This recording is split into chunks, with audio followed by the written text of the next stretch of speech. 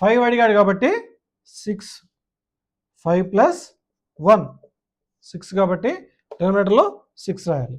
ఇక్కడ కూడా డినామినేటర్లో 6 రాయాలి.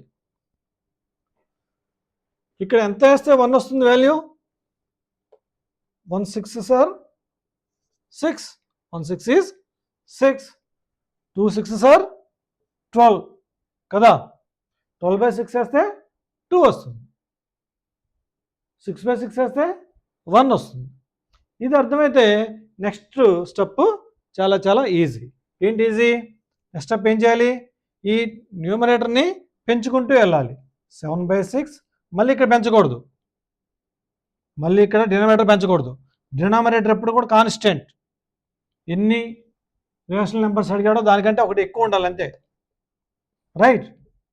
8/6, 9/6, 10/6,